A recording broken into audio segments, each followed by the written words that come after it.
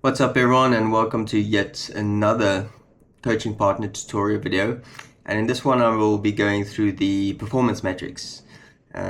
So let's jump right into that. First, let's take a look at the attendance chart. So once you select the attendance chart, you're going to select the group for which you want to take attendance. As I mentioned in prior videos, you have to have your group set up already and your athletes assigned to the groups. So I'm going to use my 100-200 meters sprinters example here again, and then I'm going to have a look at a 4-month period. I'm going to select that, and then as soon as I've selected the date, it will go into the report. So as you can see, Alan, Richard have been attending every training session, and some of the other athletes not so much. You can export it to a spreadsheet if you want to, but yeah, so that's the attendance chart. Next up we have the athlete performance chart. So this is kind of to track where your athlete is peaking, where they've been dipping over a certain time period. So you're first going to choose your event for the times you've taken. So when you're taking the time, you're always linking them to an event, just so that the data is more clean and more useful. So you can choose Ronnie for an example, and then again you select your date range. I'll choose again a 4-month period, and you can kind of see from January his performance improved, dipped somewhat a little bit in March, and then up as we get into April, and then slightly down again. Obviously, the more data you have, the more useful this is going to be.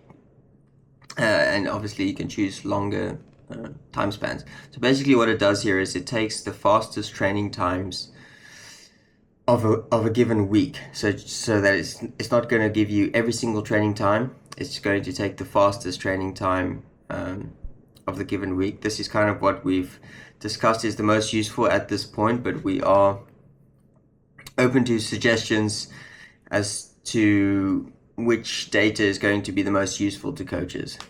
This kind of thing is easy to change. So, but this is how we're working it out for now. So that's the athlete performance chart. We've got the jump throw distance chart. So you then choose something like shot put. Let's say Michael, I think he's a thrower. Choose whatever date range you want, and then there we go. Michael, again, steady upward trend, which is, I suppose, what you'd want to see. But of course, like as you go through the season, you might not always be looking for a peak too early. You might want it a little bit later in the season, closer to competition time. So the final chart we have here is the athlete performance comparison. So this is where you can compare your athletes, how they've been doing over the season. So we'll choose 100 meters for our example. Sprinters 1, 2. You can choose as many as you want. I will choose 2 for this example. Richard and Ronnie. Sorry, that was John. Select your date range and simply hit confirm. So now you can see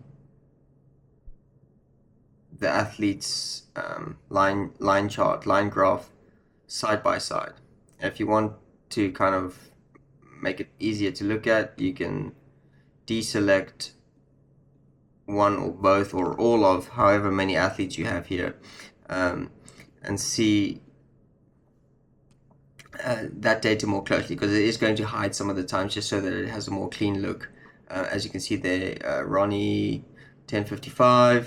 You can't see John Smith's time here, but if you remove Ronnie, you can see that 10:61 over there.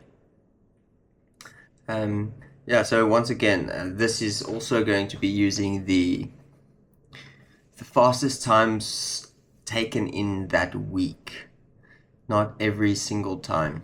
So yeah, that's what we've decided is working pretty well at the moment. But again, we can add more.